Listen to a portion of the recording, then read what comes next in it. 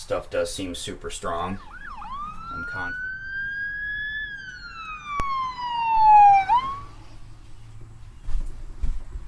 Okay, today we are gluing down the countertops. So what I did, if I can show you, so the way these countertops were built, they have a 3/4 inch lip that runs around them, okay? And so I wanted the countertops to sit on top of this. So I got some, these are 1x2s, but they're actually 3/4 inch thick.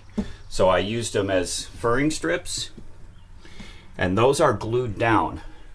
I glued those yesterday. What I'm using is Gorilla Glue heavy duty construction adhesive. We tried a few different brands when we were doing the stick-on wood strips here, and the Gorilla I just seem to like the best. It has a really fast hold, and when we were doing those wood strips on the wall that came in, that was key, because we could put the glue on and then stick them right up and not worry about those things coming off the wall. So yesterday I glued down these furring strips, just ran a kind of a squiggle of glue on the underside of them, stuck them down, so they're on there. They are not going anywhere. You can see a little bit of the glue protruding out there. So now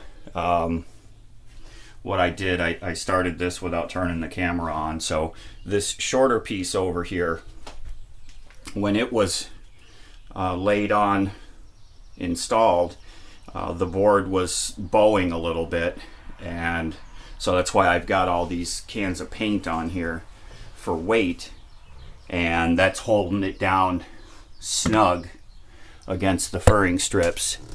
And I've pushed down really good, and we're pushed back into the corner. So now it's just a matter of waiting for these to dry.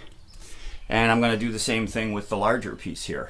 I've got this larger piece isn't bowed so much, but I am still going to lay some weight on it, so it kind of spreads the glue out on the furring strip. So I'll set the camera over here, and hopefully you can follow along with what I'm doing. Let me see if I can put it over here to get you a better angle.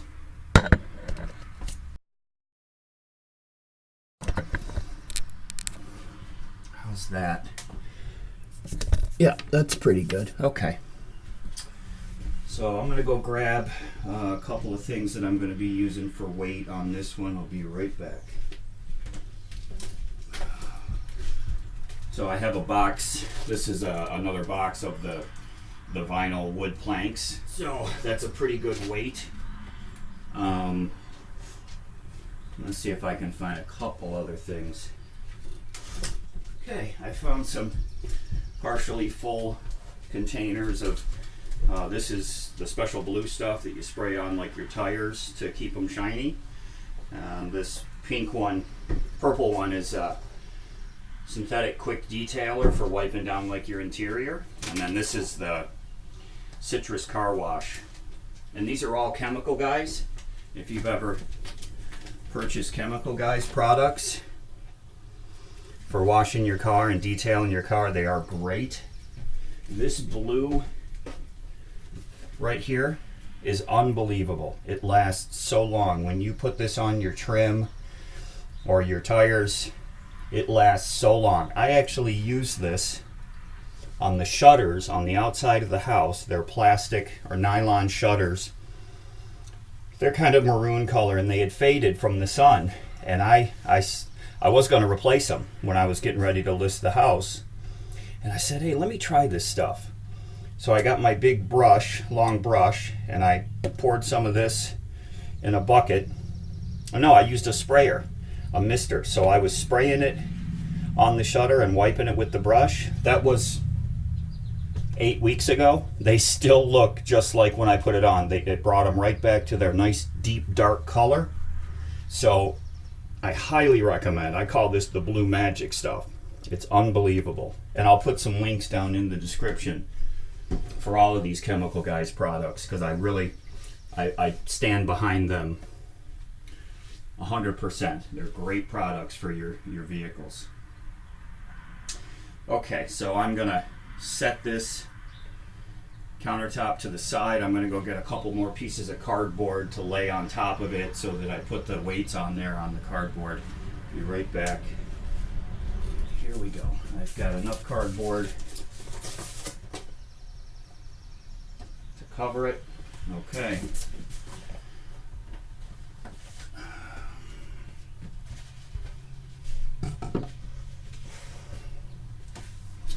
Set this aside. We're going to apply the glue and then we're going to stick it down.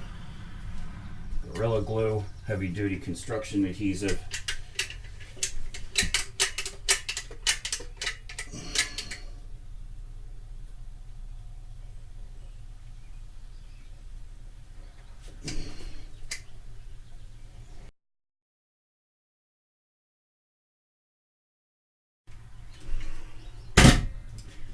Here we go. So you can see what I've done here. It's a simple, just applying it, not too thick, but making sure that there's enough on there. Stuff does seem super strong. I'm confident it's going to hold all this just like I need. Okay.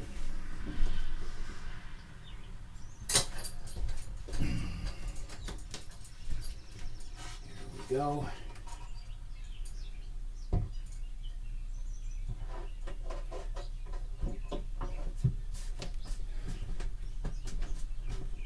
There we go.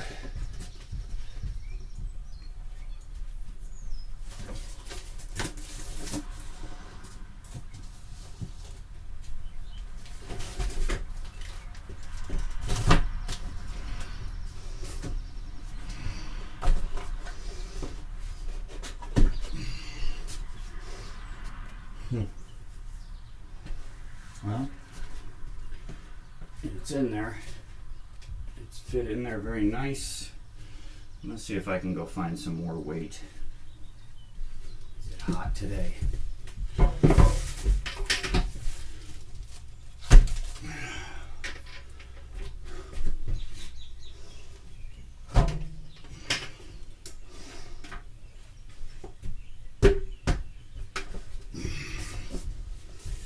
Whew. It is a hot morning. Okay. So I'm just going to let these sit for some hours. I don't need access to the area, so there's no rush.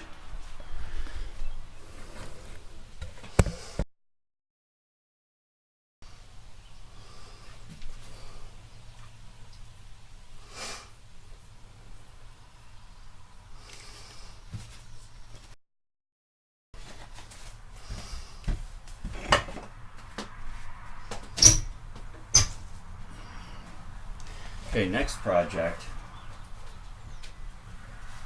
So you know I've mounted the TV mount up top there. So I need electrical power, okay? So the closest 110 that I found, obviously there's against this wall over here, but I dug this to get the power from this outlet back here up to this area. There's a metal cabinet in the way. I couldn't figure out how to do it without like taking half of the truck apart. So plan B, excuse me, I have 110 down in this cabinet, so I wanted to see what was behind that. So I did remove around here, I did take this panel off so that I could see to the back. And what I came up with was I just popped a hole through the wall right there. Okay, so right here, yep, lefty, that's what it is. So I'm just going to simply plug a cord into this 110, just like you would do at home, and run an extension cord basically. So it's gonna come out of the 110, go through that hole. It's going to then go up this wall here. I already have a hole for the subwoofer wires, speaker wires. So it's going to go through this hole here, which brings it right into this cabinet that's going to be behind the TV. So I think what I want to do is actually wire in a surface mount electrical box up here, because I'm going to have the TV.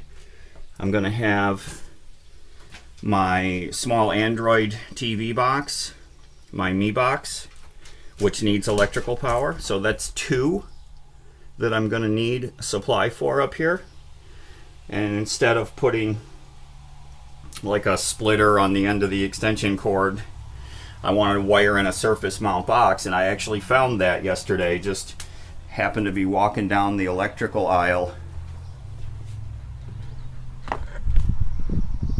at Home Depot,